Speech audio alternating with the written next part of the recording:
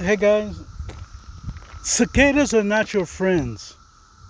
Okay, if you have young trees, if you have young plants that are trying to get to grow and thrive, cicadas are not your friends, especially in years like this one when they come out in numbers. Okay, let me show you what I'm talking about.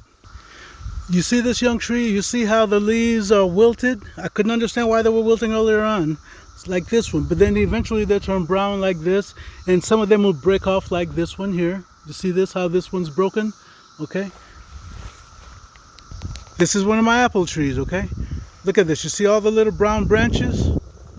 This is all done by cicadas. I used to think that all cicadas did as far as potential harm to your trees is that they would, this is break off. You see that? The branch is broken. And I'm going to show you why shortly, okay? I'm going to come back and cut this branch off, all right? But you can see it in all this here, going all throughout. You see this? This is a tree that was heavily populated by cicadas. There are still some flying around. Oh, you see that one? Okay. They're still flying around and they're still trying to do damage to this tree. Blackberries. They've done damage to blackberries too. This stuff was thriving. As you can see, there was berries on here once upon a time, okay? You can see this, more berries. There was plenty of berries up on it, but cicadas was all over this, and it took my berries away by killing the branch. Same here on the grapes. This peach tree, I knew deer would not come to it, but however, what I did think was causing these breakages was actually a little pesky squirrel that I've seen in these here woods before. I thought they would climb on these little trees and that they would jump on the little branches until the branches broke for the fun of it. Even in trees that I don't want, okay?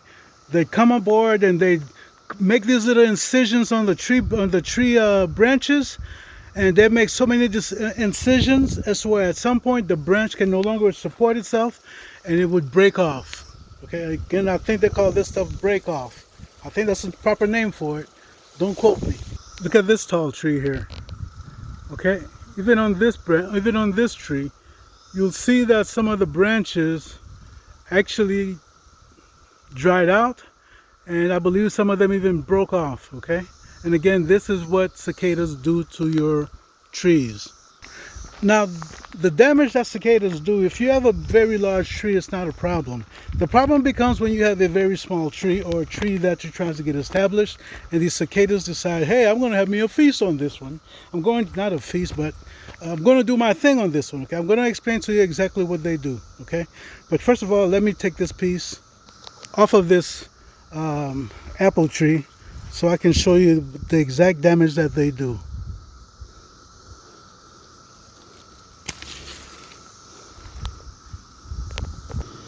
Now on this table right here, I've got a couple of branches, okay? This is from the apple tree that you just saw me cut. I don't know if you remember this or not. I did cut just beyond where the damage was done. And this is from one of the, from another tree. And you can see there's damage on there also. So going back to that squirrel very briefly, when I thought it was a squirrel that was bouncing on my branches, breaking the branches intentionally and this, that, and the other, I decided I was going to bring out my friend. Okay, I'm going to show you my friend, but I'm not going to show you the whole friend for the simple reason that I just don't want to show you my friend, okay? But I'll show you where he lives at. My friend lives in this bag, okay? It's not like Oscar the Grouch. I guess it is similar to Oscar the Grouch, but his first name is 12 and his last name sounds like I'm getting older, okay? You figure that out. So anyway, back to the squirrel. My whole thing was to get rid of that squirrel at all costs because the squirrel was causing me damage, okay? Now, keep in mind that I already want to get to that squirrel because that squirrel ate all of my Asian pear trees and also everything from the pineapple pear tree that I have also. That son of a gun went around and ate every last one of those baby fruit, so therefore, I still got a bounty out for that squirrel. So, anyway... Once I realized that the cicadas were the ones that was causing the damage, I decided that there was nothing I could do about the squirrel for that particular reason because the squirrel is not what was causing the damage. Keep in mind, I still want that squirrel. Okay, so let's take a look and see what the cicadas had been doing. Okay, cicadas have this long thing that's where they can do some cutting with, and all these little frayed areas you see on this branch here, they were all done by cicadas. Now, Why do they do this? They do it so they can lay their eggs inside the branch, okay? They'll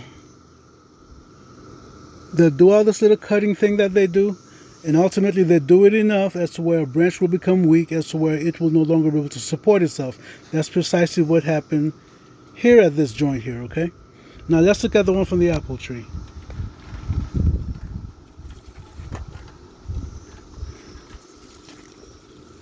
Again, you see this? Those little cuts? Those are done by cicadas, okay? You can see, look up all up under here, okay? That long brown, light brown things that you see, those are cicadas, and they do that so that they can lay their eggs in the branch, okay? Down here, they did it enough. They did it so much that it was able to weaken the branch to the point as to where the branch broke whenever you got any sort of winds. Now, what would happen is that as these branches would fall, the egg fall to the ground. The branches would, the eggs would ultimately hatch, or the branches may break down. I don't know I don't fully understand the full cycle of these things, but what I do know is that eventually the baby cicadas would come out. They would dig into the ground, and for the next 13 to 17 years or whatever their cycle are, that they would stay under there, and there they would eat roots until end of the 17th or 13th or 17th year. They come out, look for each other, do some mating, and but that's their cycle. But I don't fully understand how it works.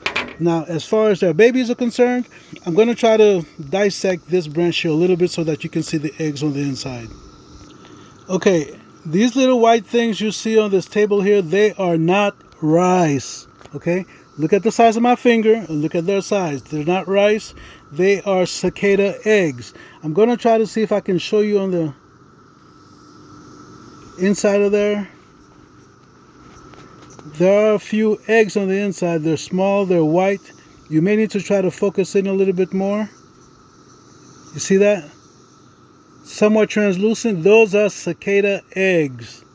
Okay, those are cicada eggs. And that is the reason why my trees have been damaged.